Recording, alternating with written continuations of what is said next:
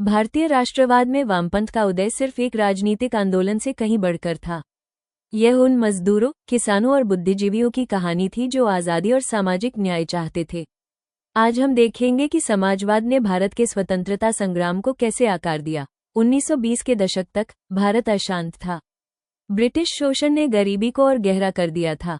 दुनिया भर में नई ताकतें उभर रही थीं। यूरोप में फासीवाद, रूस में समाजवाद और वैश्विक आर्थिक मंदी।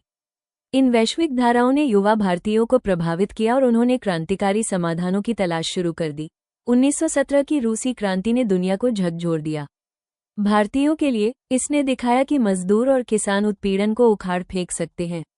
एम.एन. रॉय जैसे नेताओं ने मार्क्सवादी विचारों को भारत में पहुंचाया, जबकि समाजवादी साहित्य और कॉमिंटन ने पूरे देश में क्रांतिकारी ऊर्जा फैलाई।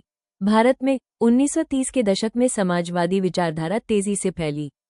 मजदूरों ने यूनियनें बनाई, किसानों ने संघर्ष संगठित किए और युवा समूहों ने क्रांतिकारी साहित्य पर बहस की। कई लोग आज़ादी को सिर्फ अंग्रेजों से आज़ादी के रूप में ही नहीं, बल्कि शोषण से मुक्ति के रूप में भी देखने लगे। 1934 में कांग्रेस सोशलिस्ट पार्टी का जन्म हुआ। जयप्रकाश नारायण, आचार्य नरेंद्र देव और राम मनोहर लोहिया जैसे नेताओं का मानना था कि राष्ट्रीय संघर्ष को समानता के लिए भी लड़ना चाहिए। उन्होंने कांग्रेस के भीतर काम किया, मजदूरों और किसानों को संगठित किया और अक्सर रूढ़िवादी नेताओं से उनका टकराव हुआ। राष्ट्रवाद कभी एक विचार नहीं रहा। उदारवादी सुधार चाहते थे, उग्रवादी जन संघर्ष की मांग करते थे, क्रांतिकारी सशस्त्र प्रतिरोध में विश्वास करते थे और समाजवादी एक नई सामाजिक व्यवस्था का सपना देखते थे।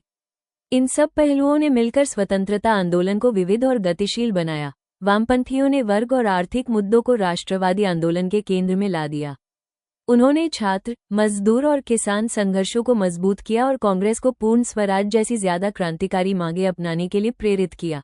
लेकिन वामपंथ की अपनी सीमाएं थीं। ये कम्युनिस्ट पार्टी, कांग्रेस समाजवादियों और स्थानीय समूहों के बीच बटा हुआ था। ब्रिटिश दमन भयंकर था और प्रभाव के बावजूद समाजवादियों ने कांग्रेस के एजेंडे को कभी पूरी तरह से नियंत्रित नहीं किया। वामपंथियों ने भारतीय राष्ट्रवाद को उसकी सामाजिक चेतना दी। इसने राष्ट्र को याद दिलाया कि आज़ादी का मतलब शासकों को बदलने से कहीं बढ़कर होना चाहिए। इसमें न्याय, समानता और सम्मान लाना शामिल है। भूमि सुधारों से लेकर नेहरू के समाजवाद तक उनका प्रभाव स्वतंत्र भारत में भी कायम रहा।